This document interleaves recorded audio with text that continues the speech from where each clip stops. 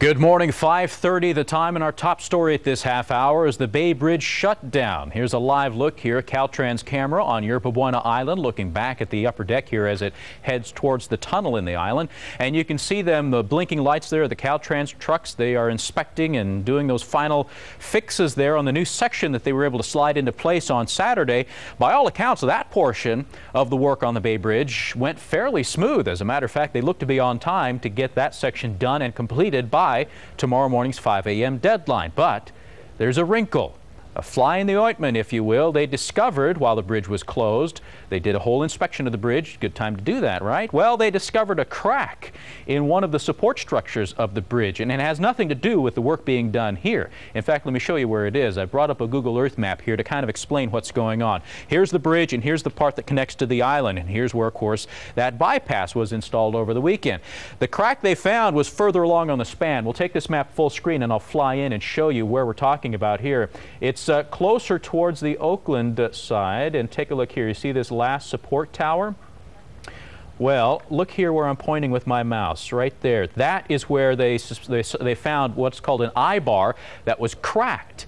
In fact, we've got an image here provided by Caltrans that kind of shows you where exactly on the bridge structure we're talking about. You see that highlighted portion? That's the I-bar, and there was a crack found on the upper side of it. You see where that curved portion here is on the video? On the lower part of it, you see a crack there in the metal. That's what they discovered, and it's big enough that they need to get this thing fixed before they reopen the bridge. And you see that brownish element, that metal there with the two rods going down? That is what basically they're calling a splint. That's what they're installing, and that's what they'll use to keep that crack from growing any bigger. And this is a piece that had to be manufactured on the spot, on demand basically. A firm out of Arizona was able to put together those pieces of metal and ship it out to us. In fact, we have video of the charter flight arriving here in Oakland International Airport and those components being offloaded here.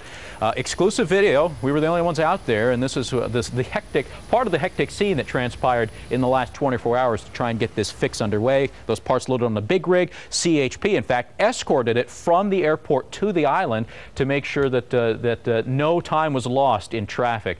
And obviously they're rushing to get that work done, to get it finished so that it can be ready to go by 5 a.m. Tuesday as well. Let's go back out live here to Yerba Buena Island. Pictures here from the ground looking up the work being done. KRON 4's Yoli Aceva is once again giving us these fantastic shots. Good morning, Yoli. Hey, good morning, James. Yeah, you can see actually some workers here who are doing the finishing touches of this big project that they did here, which was basically move in a new double-decker piece to connect the old span with the detour that we'll be using for the next 4 years.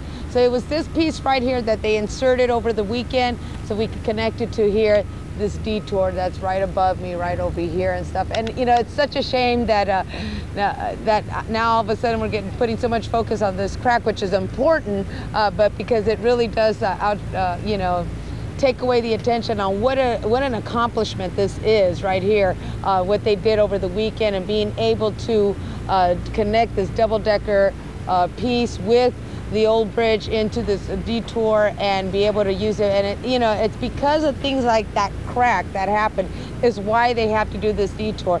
That crack is just, which is really just down on the other side here of the eastern span. It's that crack, that just shows you why we need a new bridge.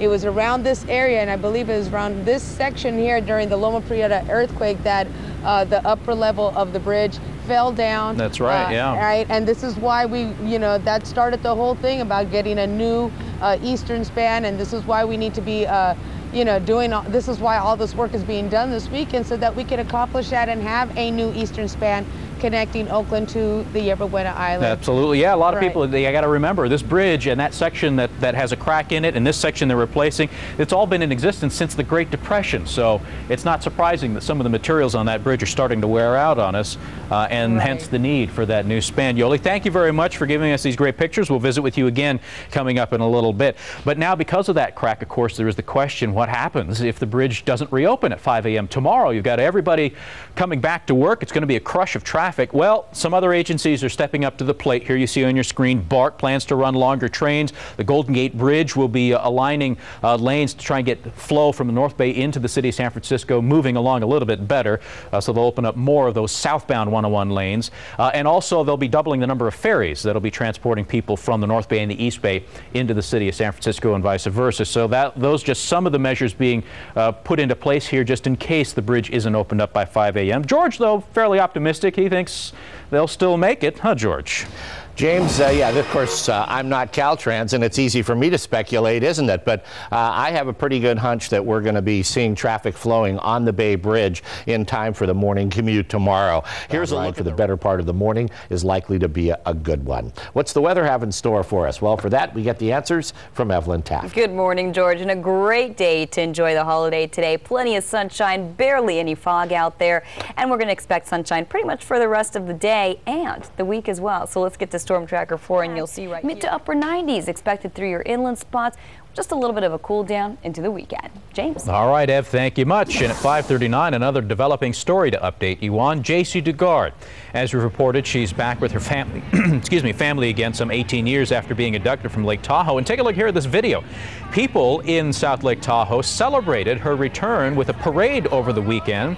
It was a symbolic parade. In fact, they marched in the opposite direction of the way they held the parade 18 years ago. The organizers say it was to indicate that they've come full circle, and that's why they decided to do that. Kara Finstrom actually was walking among the people there and brings us the latest. Kind of like that feeling when you need to pinch yourself to see if it's real. It felt like a dream almost. Amelia Edwards has been overwhelmed with emotion since finding out her childhood friend, J.C. Dugard, is alive. Watching her own young daughter on this trampoline, she says 18 years ago, it was her jumping here with J.C. Actually, I jumped with J.C. on my trampoline the day before she went missing. What was she like? Pretty much a normal 11-year-old girl in South Lake Tahoe, very laid back, very open and spirited. That was the last time Edwards saw her friend. The next morning, J.C. Dugard left home for the school bus she took every day. But she never made it to that bus stop. It was right about here that police believe Philip and Nancy Garrido pulled J.C. into their car and vanished. Neighbors in this tight community who used to leave doors unlocked say everything changed that day. All the parents now, I mean, most of us take our kids to school by car, you know, unfortunately, and there's just that fear in us. That fear even more real for Edwards. The week before Dugard disappeared, Edwards says she told her parents a car with a man and woman inside followed her home from the bus stop. I remember hearing the tire tracks pull onto the dirt road behind me and freaked me out. And I remember walking faster, hearing the tires go faster, and that made me even more scared. And so then I ran home. We just thought it was a 10-year-old being overly dramatic and didn't really believe her, actually. And then when we got the news that Myers Elementary School was in lockdown, you know, it really hit home. Edwards says at the time, she immediately recognized sketches of the suspected car and woman on the news. At 11 years old, it was my worst nightmare coming true. My mom stated, you know, it's the boogeyman coming to life. Edwards needed to do something. This is one of the original pink ribbons. She started what became a massive pink ribbon campaign. For 18 years, the pink ribbon spread on trees, on cars, on charm bracelets like hers. My very first charm that I connected to this bracelet was this pink ribbon right here for JC. Now Edwards and her neighbors are putting up more of those pink ribbons. This time, they say they represent not hope, but celebration. In South Lake Tahoe, Kara Finstrom.